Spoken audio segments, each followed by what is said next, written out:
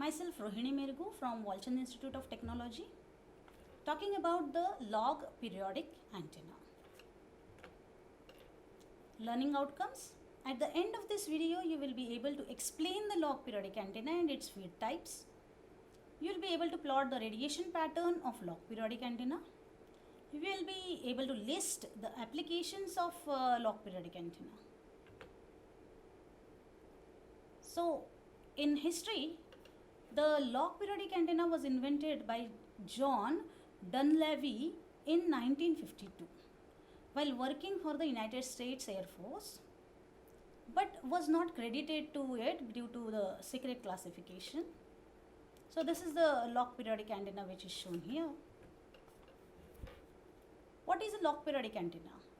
A log periodic antenna is a broadband multi-element directional narrow beam antenna. It's a broadband multi-element directional narrow beam antenna which has impedance and that has impedance and radiation characteristics which are regularly repetitive as a logarithmic function of excitation frequency. The individual components are often dipoles. The lengths and spacings of elements of the log periodic antenna increase logarithmically from one end to another. It has high bandwidth and moderate directivity. Log periodic antenna is a frequency independent antenna. Now, when I say frequency independent antenna, can we talk about what is frequency independent antenna means? So, here is the answer.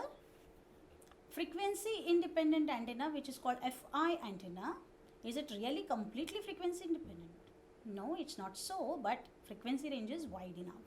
So, frequency independent FI antennas are radiating structures capable of maintaining consistent impedance and pattern characteristic over multiple decade of bandwidths or multiple decade bandwidths.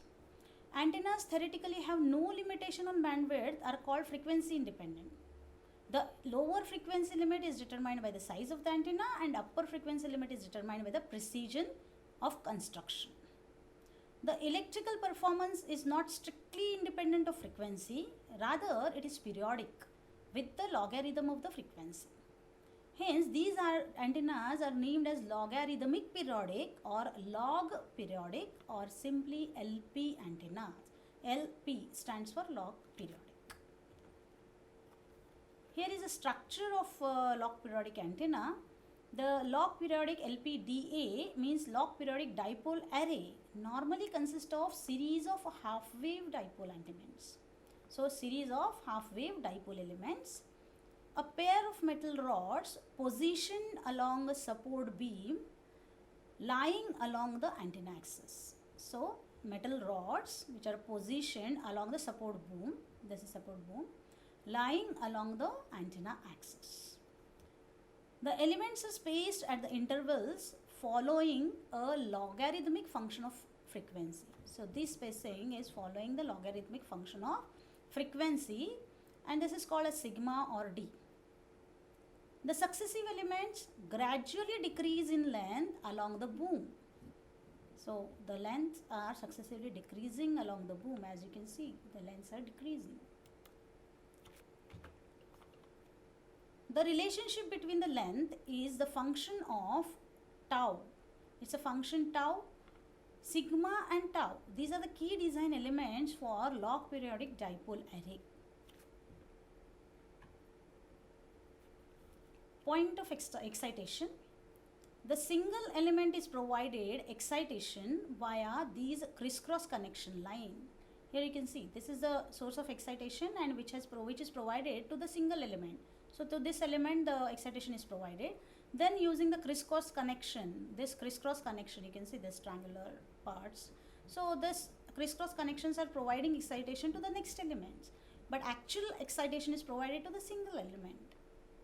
So by varying this point of excitation, the radiation pattern, here we have shown the radiation pattern of the antenna also varies as the way that we are providing the excitation. So what are the different ways that we can provide the excitation that is shown here? So log periodic dipole array with various connections is shown. This is the log periodic dipole array where you can see this is the length is then increasing. Okay, and here you can see how the elements, these different elements are excited is the first connection is a straight connection.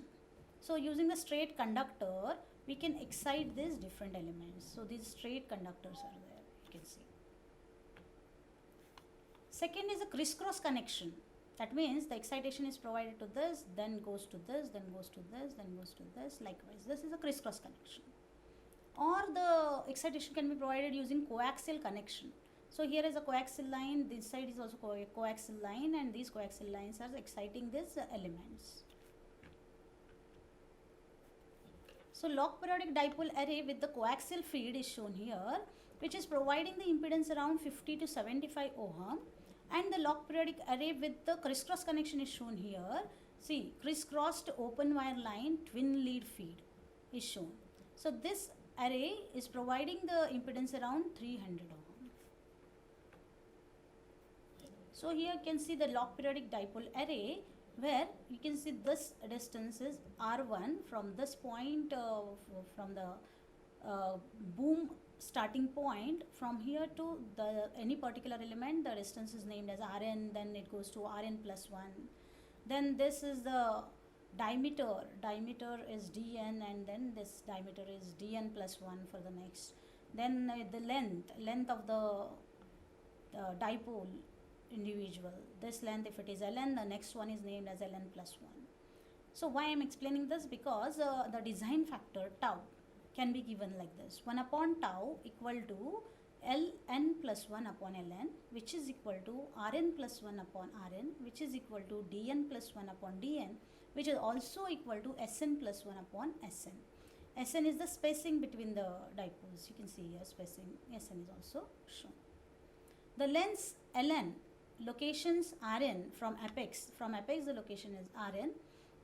Diameter Dn, the gap spacing Sn of the dipole elements increase logarithmically as 1 upon tau. These are increasing as 1 upon tau. And tau is log periodic dipole array design parameter, which is also called as scale factor. Then what is the radiation pattern of log periodic dipole array? The radiation pattern of antenna is unidirectional. As you can see here, log periodic dipole array is shown. You can see the radiation is in the forward direction like this, and these are the minor lobes on the opposite side. But the pattern, if you see, you can understand it's a unidirectional. With the main lobe along the axis of the boom. This main lobe is along the axis of the boom, of the ends with the shortest elements. So towards the shortest element, the main beam is along the shortest elements. Each dipole element is resonant at wavelength approximately equal to twice of its length.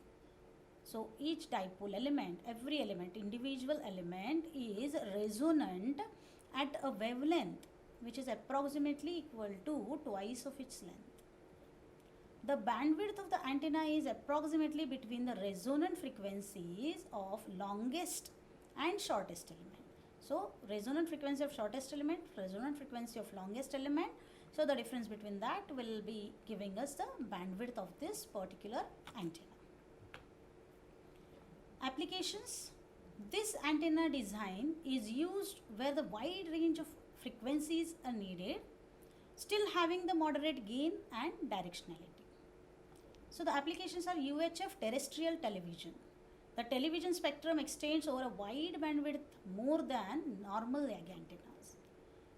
High frequency communications. Log periodic antenna arrays are often used in the applications where high frequency communications for diplomatic traffic is needed. Then EMC measurements, electromagnetic compatibility measurements, require scans over a wide band of frequencies. Log periodic antennas can be used in these applications. Any other applications where directivity and wide bandwidth is needed, there also log periodic antenna can be used.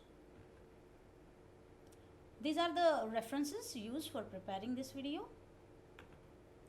Thank you.